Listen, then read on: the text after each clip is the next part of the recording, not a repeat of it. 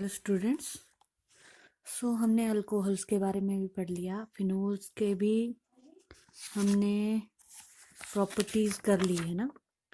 तो अब हम कुछ अल्कोहल्स की डिस्टिंक्शन कैसे करें, कुछ टेस्ट के बारे में बात कर लेते हैं। ऑक्सीडेशन मेथड मैंने आपको पढ़ा दिया पहले प्रॉपर्टीज में अल्कोहल की। ल्यूकास टेस्ट भी समझा दिया है ना, प्राइमरी सेकेंडरी और टर्शियरी अल्कोहल को डिफरेंशिएट करने के। एक और टेस्ट है विक्टर मेयर्स टेस्ट। ओके, इसमें क्या करते हैं कि अल्कोहल को हम फॉस्फोरस प्लस आयोडीन के साथ ट्रीट करते हैं तो हमें एल्काइल आयोडाइड मिलता है। फिर हम सिल्वर नाइट्राइड के साथ ट्रीट करेंगे, नाइट्रो एल्केन मिलेगा। फिर हम नाइट्रस एसिड के साथ HNO2 के साथ ट्रीट करेंगे, नाइट्रोलिक एसिड मिलेगा। जब इस नाइट्रोलिक एसिड को हम एक्वस NaOH डालेंगे या फिर एक्वस KOH डालेंगे तो अगर ब्लड रेड कलरेशन आती है सॉल्यूशन में तो वो प्राइमरी अल्कोहल हुए, अगर ब्लू कलरेशन आती है तो सेकेंडरी अल्कोहल हुए, अगर कलरलेस हैं तो वो क्या हुए, टर्शरी अल्कोहल हुए। ठीक है, तो आपने ये जो टेस्ट हैं, आपको अगर क्वेश्चन मिल जाए कि आप बताओ डिफरेंशिएट करो प्राइमरी और विक्टर मेयर के, तो आप बोलोगे कि ये सारे सॉल्यूशंस लिखोगे कि कौन से सॉल्यूशंस आपने ऐड किए, क्या हमें मिला। फिर जब लास्ट के प्रोडक्ट लिखोगे तो आप बोलोगे अगर ब्लड रेड कलरेशन आती है तो प्राइमरी, ब्लू कलरेशन आती है तो सेकेंडरी और कलरलेस हैं तो टर्शरी। ओके, नेक्स्ट है iodoform test for alcohols. Okay, haloform reactions होती हैं। वैसे तो ये एल्डिहाइड और कीटोन्स देते हैं इस टेस्ट को, बट कुछ अल्कोहल्स हैं वो भी इस टेस्ट को दे देते हैं। तो आइडोफॉर्म मतलब CHI3। ब्रोमोफॉर्म भी होती है, क्लोरोफॉर्म भी होती है ना। तो ये सारे कैसे करेंगे हम, जिन पे ये ग्रुप प्रेजेंट हो। ठीक है, जिन कार्बन पे, मिथाइल कार्बिनोल बोलते हैं इसको। CHOH अल्फा पोजीशन पे क्या लगा होना चाहिए, CH3 लगा होना चाहिए। ओके, कैसे करेंगे, अगर प्राइमरी अल्कोहल होगा, देखो यहाँ पे COH लगा है तो दूसरी साइड अल्फा के पोजीशन पे क्या लगा है, CH3 लगा हुआ है ना। अगर हाइड्रोजन को हम इस तरह से लिखे, जिस कार्बन के साथ फंक्शनल ग्रुप है उसके साथ वाला क्या हुआ, अल्फा हुआ। ऑक्सीडाइजिंग एजेंट होता है NaOI। ओके, ये ऑक्सीडाइज कर देगा और इसको कन्वर्ट कर देगा कीटोन में, सॉरी एल्डिहाइड में कन्वर्ट कर देगा। फिर ये जो एल्डिहाइड है ये फिर से रिएक्ट करेगा NaOI से और आपको यहाँ पे आइडोफॉर्म देगा और सोडियम सॉल्ट देगा, HCOO Na पॉजिटिव। ठीक है, प्राइमरी अल्कोहल में सिर्फ इथाइल अल्कोहल ये रिएक्शन देंगे। अगर कोई और अल्कोहल होगा प्राइमरी में तो वो ये रिएक्शन नहीं देगा। जैसे आप मिथेनॉल ले लो, वो ये रिएक्शन नहीं दे सकता। क्यों, क्योंकि यहाँ पे अल्फा पोजीशन पे हाइड्रोजन नहीं है। अगर कोई और प्रोपेन 1 ओल ले लो आप, तो अल्फा पोजीशन पे CH2 है, CH3 नहीं है। अगर CH3 होता तब ये रिएक्शन देता, तो CH2 है तो इसलिए ये भी ये रिएक्शन नहीं देगा। ओके, तो फर्स्ट स्टेप में जब ये ऑक्सीडाइज होते हैं तो एल्डिहाइड तो बना देते हैं, बट अल्फा पोजीशन पे क्या होता है, CH3 प्रेजेंट नहीं होता है। आपको क्या चाहिए, CH3 प्रेजेंट होना चाहिए तभी वो रिएक्शन हो पाएगी। ओके, सेकेंडरी अल्कोहल लोगे अगर आप, तो उसमें प्रोपेन 2 ओल, ये प्रोपेन 1 ओल था, अगर प्रोपेन 2 ओल होगा बीच में हुआ है तो इसके अल्फा पोजीशन पे इधर भी CH3 है इधर भी CH3 है, तो ये ऑक्सीडाइज करेगा और आपको कीटोन देगा, ये कीटोन बना। और कीटोन बाद में फिर से रिएक्ट करेगा NaOI से और आपको आइडोफॉर्म और CH3 COO एक CHI3 निकल गया। ओके, और CH3COO ओ इससे आ जाएगा और Na ये वाला पार्ट। ठीक है, ऐसे। अगर ब्यूटेन 2 ओल दिया गया हो आपको, है ना, ये, तो इसके अल्फा पोजीशन पे क्या है, CH3 है, तो इसलिए ये भी कीटोन में कन्वर्ट हो जाएगा और आपको यहाँ पे आइडोफॉर्म और सोडियम सॉल्ट दे देगा। Okay, CH3 CH2 COO Na। Tertiary alcohol ये रिएक्शन नहीं दे पाते। ओके, तो आपने हमेशा याद रखना है, आइडोफॉर्म जो है, टर्शरी अल्कोहल्स आइडोफॉर्म नहीं देंगे, आइडोफॉर्म टेस्ट नहीं देंगे। ठीक है, और आइडोफॉर्म टेस्ट कैसे दे रहे हैं, पहले अल्कोहल जो है एल्डिहाइड या कीटोन में कन्वर्ट हो रहे हैं, फिर जाके वो बना रहे हैं आइडोफॉर्म। ठीक है, तो ऐसा क्वेश्चन आ जाता है, जैसे give a chemical test to distinguish between methanol and ethanol. ठीक है, अगर आपको ऐसा क्वेश्चन डिस्टिंग्विश के लिए आता है, ये प्रोपेन 1 ओल प्रोपेन 2 ओल के लिए। ठीक है, मतलब सेम तरह के अल्कोहल होते हैं, प्राइमरी प्राइमरी में डिफ्रेंशिएट अगर आपको करना हो, सेकेंडरी सेकेंडरी में। ठीक है, होंगे वो दोनों सेकेंडरी, बट पोजीशन डिफरेंट होगी या प्राइमरी में भी। अब ये मिथेनॉल है, इथेनॉल है, दोनों प्राइमरी, बट आप डिफ्रेंशिएट कैसे करोगे इसको? आप आइडोफॉर्म टेस्ट दोगे, पहले आप इसको ऑक्सीडाइज कराओगे, ये यहाँ देखोगे कि अल्फा पोजीशन पे CH3 नहीं है, यहाँ पे ये है, फिर आप इसको फिर से NaOI से ट्रीट करोगे और आपको यहाँ पे आइडोफॉर्म मिल जाएगा। तो आप लिखोगे कि on oxidation, sorry, when we use oxidizing agent, the methanol convert into aldehyde, इसको बोलते हैं formaldehyde। तो formaldehyde, then at alpha position there is no methyl group, so it will not proceed the reaction further.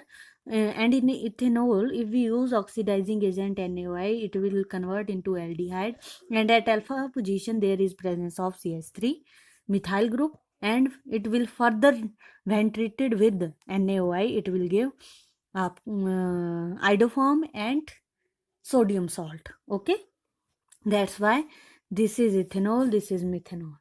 इस तरह से हम differentiate कर सकते हैं। मिथेनॉल आपको आइडोफॉर्म टेस्ट नहीं देगा, इथेनॉल आइडोफॉर्म टेस्ट दे देगा। ओके,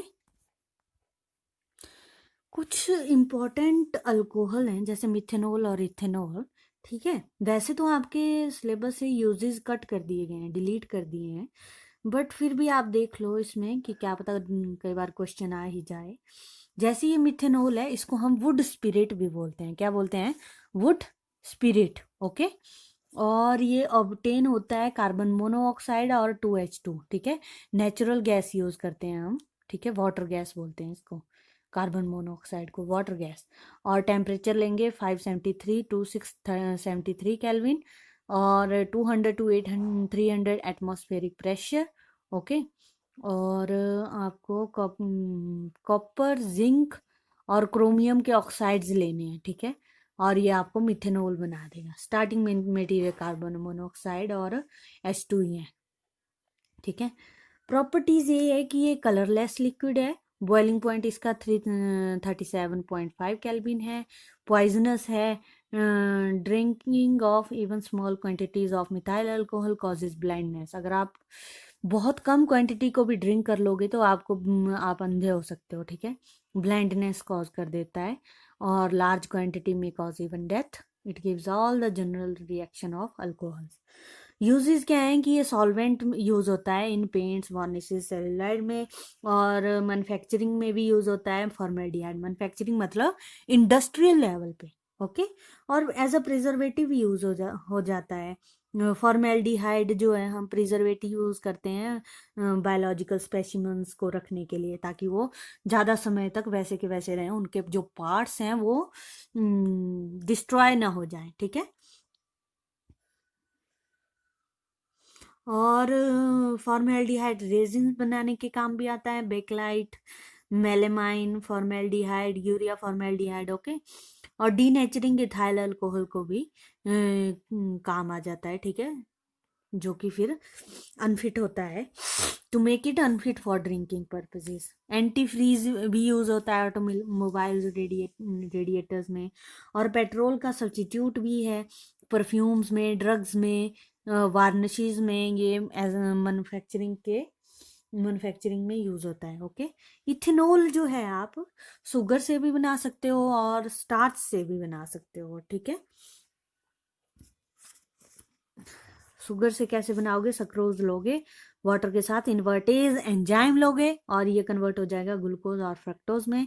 ग्लूकोज आपको इथाइल अल्कोहल दे देगा फिर जब जाइमेज के एंजाइम को आप यूज करोगे। ठीक है, और स्टार्च में आपको स्टार्च लोगे और diastase from germinated barley. ये डाई एस्टेज कहाँ से लिया हमने? Germinated barley.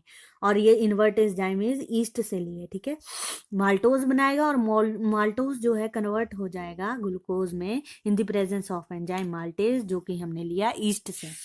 ठीक है, तो प्रॉपर्टीज हैं कि ये कलरलेस लिक्विड है, बॉइलिंग पॉइंट है इसका 351 केल्विन, और ये जनरल रिएक्शंस देता है, एंटीसेप्टिक है, और सॉल्वेंट भी यूज होता है पेंट्स में, लेक्वर्स में, डाइज में, कॉस्मेटिक्स में, टिंक्चर्स में, कफ सिरप्स में भी यूज होता है।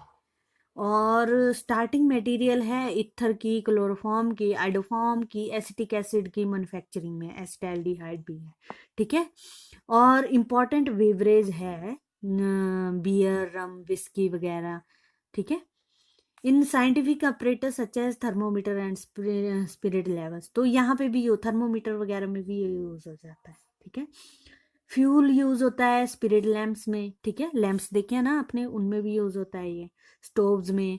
और पावर अल्कोहल है mixture of 20% absolute alcohol, 80% petrol with benzene और टेट्रालिन एज अ को सॉल्वेंट भी यूज करते हैं हम इसको, ठीक है।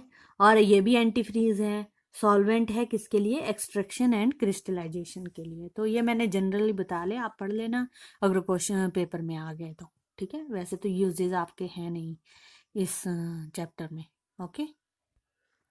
नेक्स्ट बात कर लेते हैं हम फिजिकल प्रॉपर्टीज एल्कोहल्स और फिनोल्स की, ठीक है। फिजिकल स्टेट कैसी है, ठीक है। अगर ऑर्डिनरी टेम्परेचर है तो जो लोअर अल्कोहल्स हैं, ठीक है, लोअर अल्कोहल जैसे कि प्राइमरी वगैरह, तो वो क्या होंगे, कलरलेस लिक्विड्स होंगे, और डिस्टिंक्ट स्मेल होगी और बर्निंग सा टेस्ट होगा, जला जला सा, ठीक है। और जो हायर मेंबर्स होंगे वो कलरलेस और ऑर्डरलेस होंगे, ना कोई स्मेल होगी ना ही कलर होगा, बट वैक्सी सॉलिड्स होंगे, वैक्सी वैक्सी वैक्सी टेक्सचर होगा, ठीक है। लाइकवाइज फिनोल्स का भी ऐसे ही है, वो क्या होंगे, या तो कलरलेस लिक्विड होंगे या सॉलिड्स होंगे, बट वो जो है रेडिश ब्राउन हो जाते हैं जब एटमॉस्फेरिक ऑक्सीजन प्रेजेंट होती है और ऑक्सीडेशन हो जाती है। जो एटमॉस्फेयर में ऑक्सीजन है वो क्या कर देगी, एटमॉस्फेरिक ऑक्सीडेशन कर देगी, तो वो क्या बन जाएंगे, रेडिश ब्राउन कलर दे देंगे, ठीक है। नेक्स्ट बात करते हैं हम बॉइलिंग पॉइंट की। बॉइलिंग पॉइंट्स जो है अल्कोहल का in comparison to their corresponding aliphatic hydrocarbons, यानी कि जैसे हेलो एल्केन्स हो गए, मिथेन हो गया, क्लोरोमिथेन हो गया, ब्रोमोमिथेन हो गया, है ना। मतलब एलिफेटिक मतलब सिंपल, जिनमें कोई एलिफेटिक हो गई, ये मिथेन, इनमें कोई वो नहीं लगा है फंक्शनल ग्रुप।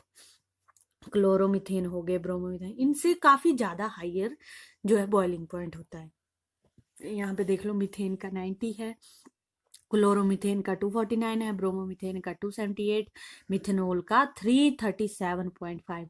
इसका रीजन ये है कि वो जो अल्कोहल मॉलिक्यूल है ना, वो आपस में हाइड्रोजन बॉन्डिंग कर देता है, इंटरमॉलिक्यूलर हाइड्रोजन बॉन्डिंग। अपने जो सॉल्यूशन में जितने भी मॉलिक्यूल्स होंगे अल्कोहल के, वो आपस में क्या कर लेंगे, हाइड्रोजन बॉन्डिंग बना लेंगे इस तरह से, और जिसकी वजह से जो है वो एसोसिएट कर जाएंगे, डिस्क्रीट नहीं होंगे, एसोसिएटेड मॉलिक्यूल एग्जिस्ट करेगा। अगर वो एसोसिएटेड मॉलिक्यूल एग्जिस्ट कर रहा है तो उनको तोड़ना बहुत डिफिकल्ट हो जाएगा, तो इसलिए बहुत ज़्यादा एनर्जी चाहिए उनको तोड़ने के लिए। जब वो बहुत ज़्यादा एनर्जी चाहिए तो ऑब्वियसली बॉइलिंग पॉइंट क्या होगा, बढ़ेगा।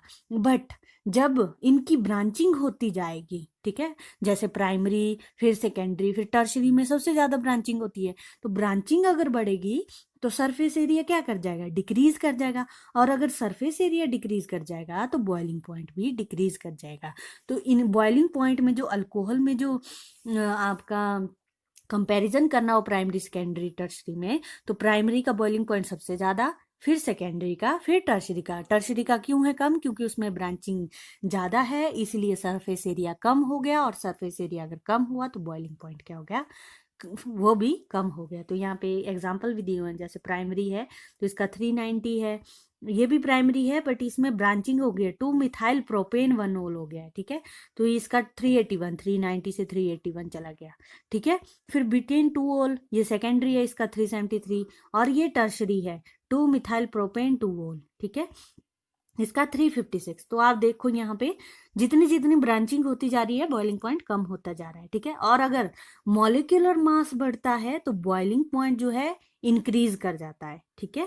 और फिनोल्स के केस में भी ऐसा ही है, जो बेंजीन रिंग होगी उसका सबसे कम बॉइलिंग पॉइंट होता है, और जो दूसरी एराइल हैलाइड्स हैं, है ना, उनका उससे भी का उससे ज़्यादा और फिनोल का सबसे ज़्यादा। तो यहाँ पे देखो 353 है बेंजीन का, क्लोरोबेंजीन का 405, ब्रोमोबेंजीन का 439, फिनोल का 455। तो इसमें भी सेम ही रीज़न है अल्कोहल्स की तरह कि इंटरमोलिकुलर हाइड्रोजन बॉन्ड बन जाते हैं और इसलिए इनको तोड़ना जो है बहुत मुश्किल काम है, इसलिए बॉइलिंग पॉइंट जो है वो इंक्रीज कर जाता है। ठीक है, सॉल्युबिलिटी की अगर हम बात करें तो वो जो लोअर मॉलिक्यूल्स होते हैं जिनका मॉलिक्यूलर मास जो है कम होगा, है ना, लोअर अल्कोहल्स होंगे जैसे प्राइमरी, वो क्या करेंगे, हाईली सॉल्यूबल होते हैं। ठीक है, क्या क्यों होते हैं हाईली सॉल्यूबल, क्योंकि वो वाटर के साथ क्या कर देते हैं, हाइड्रोजन बॉन्ड बना देते हैं। ये देखो, ठीक है, ये वो बॉन्ड बना रहे हैं। अब अगर जो है ब्रांचिंग बढ़ती जाएगी, ये आर वाला पोजीशन जो है ये लंबी होती जाएगी, चेन कार्बन चेन अगर बढ़ती जाएगी तो ये क्या करेगी, हाइड्रोजन बॉन्ड बनाना कम कर देगी। ये रेजिस्ट करेगी कि जो मॉलिक्यूल है, ऑक्सीजन का एटम है, वो हाइड्रोजन बॉन्ड ना बनाए वाटर के साथ। इसीलिए जो है सॉल्युबिलिटी क्या करती जाएगी, डिक्रीज करती जाएगी। ठीक है, तो the solubility of alcohols in water decreases with lengthening of carbon chain. ठीक है, यहाँ पे देखो एग्जांपल्स भी दिए हुए हैं।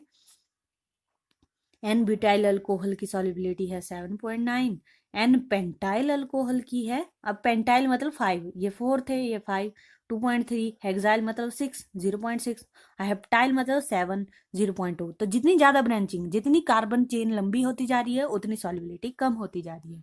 और जो आइसोमेरिक हैं, अगर ब्रांचिंग हो रही है, ठीक है, आइसोमेरिक मतलब ब्रांचिंग हो रही है चेन पे, तो क्या हो रही है, सॉल्युबिलिटी बढ़ रही है। दिस इज, ये इसलिए है कि उसका सरफेस एरिया जो है नॉन हाइड्रोकार्बन पार्ट का वो डिक्रीज हो जाएगा। अगर सरफेस एरिया डिक्रीज हो गया, क्योंकि उसने नॉन हाइड्रोकार्बन पार्ट ने जो है वो रिएक्ट नहीं करना है, तो अगर वो डिक्रीज हो गया है तो ऑब्वियसली सॉल्युबिलिटी बढ़ जाएगी, वो हाइड्रोजन बॉन्ड बना लेगा ऑक्सीजन, है ना।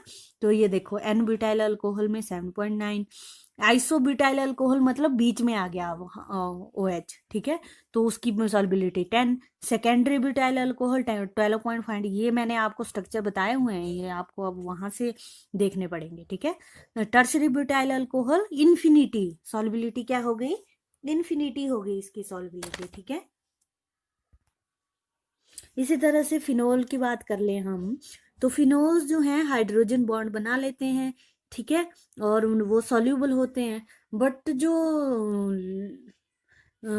फिनोल हैं वाटर में सॉल्यूबल हैं, वो अल्कोहल से थोड़ा कम होते हैं। क्यों, क्योंकि उनका जो हाइड्रोकार्बन पार्ट है वो बेंजीन रिंग है। तो बेंजीन रिंग है तो वो ट्राई करेगा कि रेजिस्ट करेगा मॉलिक्यूल को, ताकि वो हाइड्रोजन बॉन्ड ना बना सके। ठीक है, however phenol itself and some di trihydric phenols are fairly soluble in water. But कुछ जो फिनोल्स हैं जैसे कि डाईहाइड्रिक, ट्राईहाइड्रिक, ये क्या करते हैं, फेयरली सॉल्यूबल हैं वाटर में।